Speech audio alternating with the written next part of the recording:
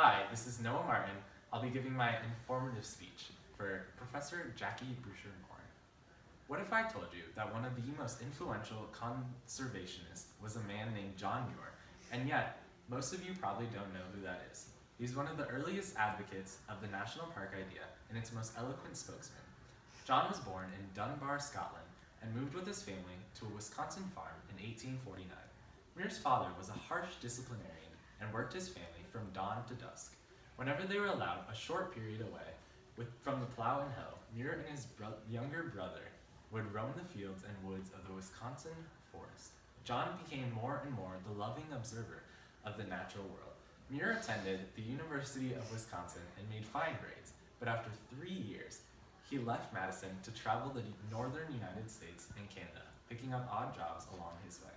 During his travels, Muir found natural beauty in places most people previously overlooked. However, John always ended up coming back to California and California's Sierra Nevada and Yosemite Valley, the places that truly claimed his love for nature. Even though John Muir is often unheard of, he had a lasting impact on our environmental preservation in the United States. In his later years, John Muir advocated for national parks and Yosemite National Park through his writing in 300 articles and 10 major books that recounted his travels. His readers were often inspired and moved to take action by the enthusiasm of Muir's love for nature. Through a series of articles appearing in Century magazine, Muir drew attention to the devastation of mountain meadows and forests by sheep and cattle. With the help of Century magazine's head editor, Robert Underwood Johnson, Muir looked to redeem and fix the devastation caused to these woods. In 1890, due to the efforts of Muir and Johnson, an act of Congress created Yosemite National Park. Muir was also personally involved in the creation of Sequoia National Park, Mount Rainier, the Petrified Forest, and Grand Canyon National Parks. In 1903, John Muir worked personally with Theodore Roosevelt on a 3-night camping trip, President Theodore Roosevelt, where he tried to persuade him to return the Yosemite Valley and Mariposa Grove under federal protection. Muir's persuasive words to Roosevelt and state authorities led to the return of Yosemite Grant to the federal government in 1906. The Yosemite Grant brought back Mariposa Grove and Yosemite Valley to the protection of the federal government.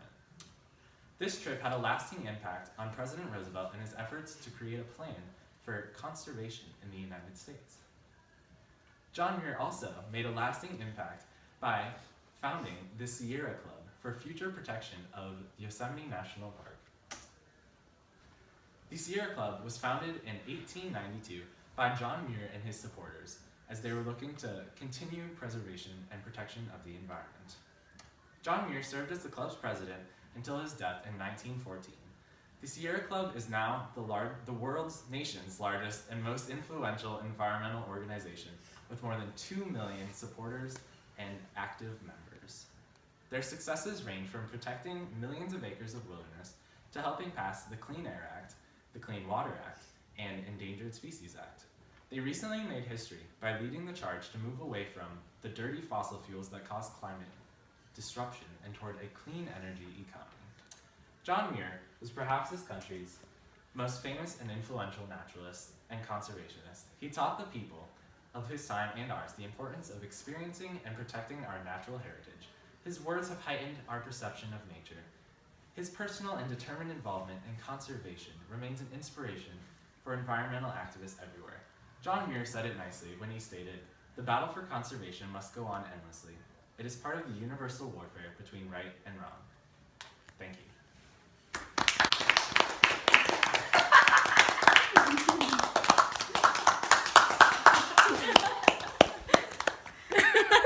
Boy.